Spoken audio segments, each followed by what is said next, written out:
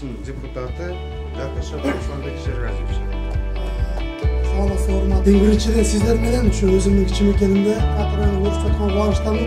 Чыныгы илимдүү, чыныгы биримдүү, күчтүү мугалимдер, сиздерсиздер айыл жеринде ата конушту, кут тараган жерде ушул жерде күчтүү билимди берип, мындай техникалар жок болсо дагы күчтүү балдарга жакшы билим берип, жакшы тарбия, жакшы иман берип, дүйнөдө төп күчү биздин азаматтар жок.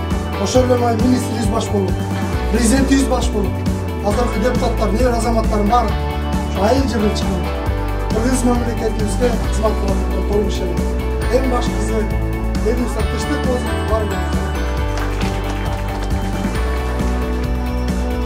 Birinciden ошо bir basa belgilep keteyim. Bu жерде мен биринчи жолу келишимimiz Баратбай Жунусов атындагы мектеп менен дагы ошо Япониянын долбоору менен иштешип келатабыз канча 3 жылдан бери. Ар бир ата-эне ошо санап көрсө жылына той-пойго, башка нерселерге канча каражат коротот экен. Ошондо 1 миллиондон ашык айрым үй бүлөлөр.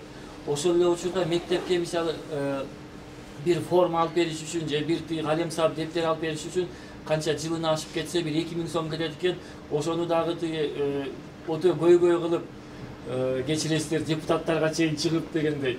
Анан ошол жагындагы баарыбыз биргеликте чечишибиз керек дегендейчи. Анан ошо бала сиздердики, баланы окуткан балдар, биз окуткан балдар эртеңки күнү сиздерди багат, мамлекетти багат. Ошону сөзсүз эске алыңыздар.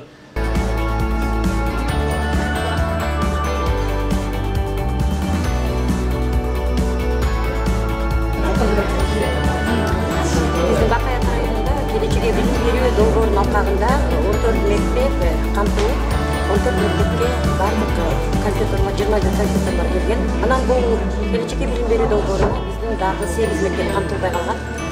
Билим берүү жана илим министри Уланбек Исенбекович Мамбетакулов келип, жеринде 8 мектепке келип, ошол компьютерларды тапшырып берди. Жалпы 30 компьютер, ал жерде компьютерге муктаждыгына карата бөлүп беребиз да. 600ге жакын окуучусу бар мектепке 5 компьютер тапшырдык.